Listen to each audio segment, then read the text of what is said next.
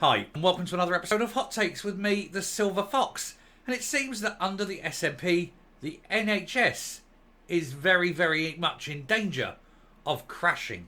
It may not even exist in a few years. That's how bad it is. Very real, existential threat because of a party that insists on massively underfunding it, of massively undermining it, and of never putting up a health minister who knows anything about what to do. Constant failure at health. And of course, no money. That doesn't help.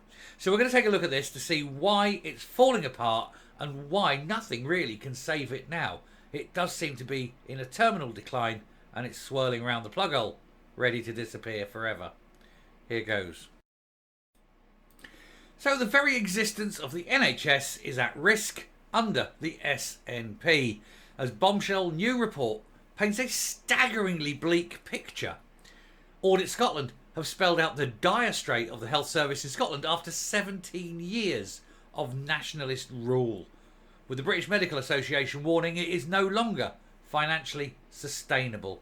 Nobody thinks the NHS is savable in Scotland.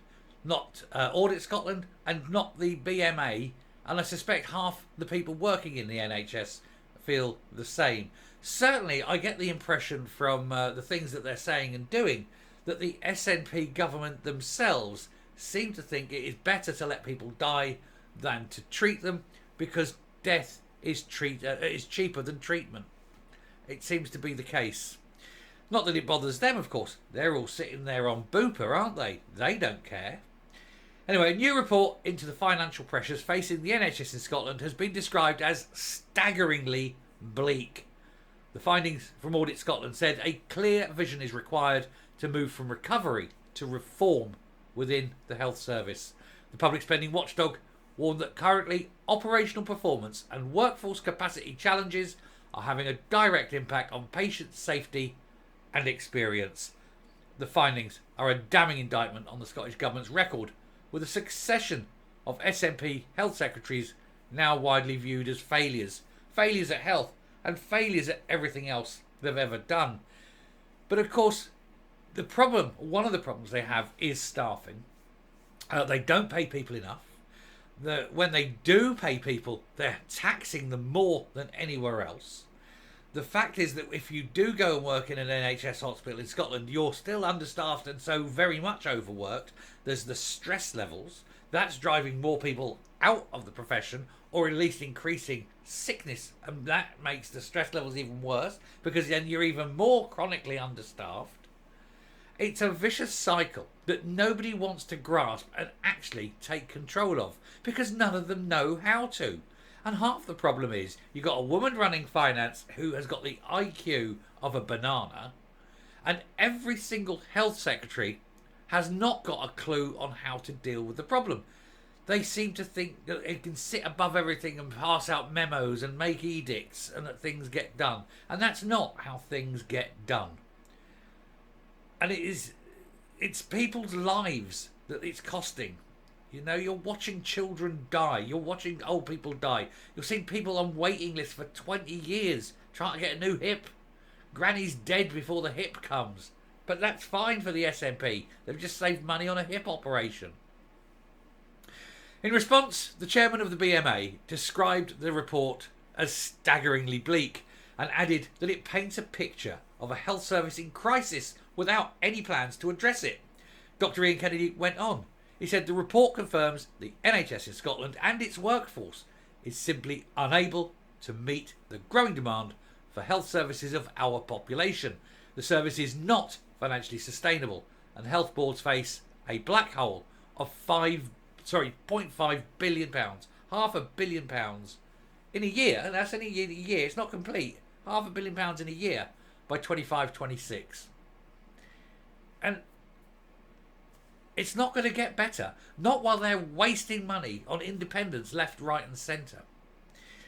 He continued, staffing and workforce planning is woefully inadequate, with increasing vacancies and spending on agency workers, leaving healthcare professionals feeling exhausted and unable to provide safe or effective care, just as I have said. And I haven't read this, I do these as a hot take, so it goes, we are of the same mind. Head of the BMA and me, same thoughts.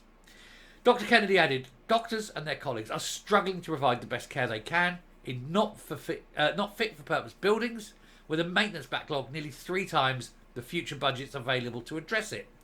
He concluded, if this report isn't an urgent call to action, then it's hard to imagine what may be. They don't care. This is the problem. The NHS to the SNP, the NHS is unimportant to them. The only thing they care about is independence, and if people die, as far as they're concerned, that is a price worth paying. They literally cannot care less. The report states that the NHS in Scotland is struggling to provide healthcare in a timely way. Well, when you're waiting 19 hours in an ambulance in a car park to get into A&E, what do you expect? Most waiting time standards are not being met, and only 3 out of 8 key waiting time standards have been met at a national level in any quarter in the last 5 years. It's a joke. If you are ill in Scotland, you've got 2 options. Give up and die, or get a taxi and go south of the border and check into a hospital in England. He said the problem of delayed discharge, where patients remain in hospital once medically well enough to leave as they are waiting for care arrangements to be put in place, was said to remain stubbornly high. He said there is a range of strategies, plans and policies in place for future delivery of healthcare, but no overall vision. And you don't think there's going to be much vision by putting Gray in charge either, do you? The man's never run anything like an NHS. He was in energy, ticking boxes and shuffling papers, scratching his arse and wondering what time it is that he can leave without making it look like it's obvious he's leaving early. He sits watching the clock all day, doing nothing. So now he's been given health. God help you all. Anyway, Auditor General for Scotland, Stephen Boyle, warned that without change, there is a risk Scotland's NHS will take up an ever-growing chunk of the Scottish budget, meaning less cash for other services, with nursing vacancies having risen from 3,024 in 2018 to 5,500 in 2023, and I bet it's even more now. I bet it's nearer 6,000. 6,000 nurses needed just to get back to where you should be. But who's going to go and work in a Scottish hospital? You're a qualified nurse. You go, okay, yeah, well, how much are you paying?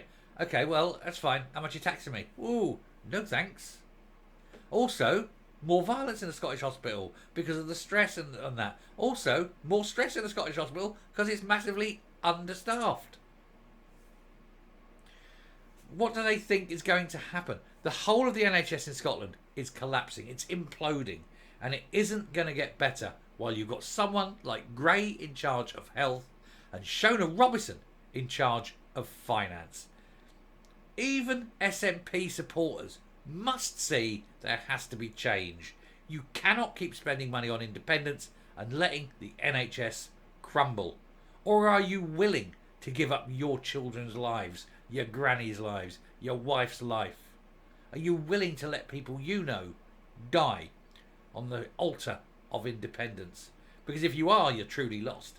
And if you're not, for heaven's sake, vote elsewhere. Coming up. There is nothing that can be saved in the NHS while the SNP are in charge. They refuse to put the money in. They insist upon spending $8 million a month on spin doctors. Foreign embassies, they want to spend money on pushing glossy brochures out. All these things that they could spend money elsewhere on that would actually impact on the lives of people. And they won't do it because it's not important to them. It's only the glossy brochures. It's only the foreign embassies. It's all, let's get Angus out on a plane so that he can travel, because if Angus doesn't go away somewhere every 3 weeks, he gets all grumpy. It's all rubbish, and it's a waste, and it's costing lives. Their political ideology is literally killing people. But I shall stop there. Thank you very much for watching. Do please hit the subscribe button, ring the bell, leave a like, leave a comment, please share the video, and I will speak to you later. Bye.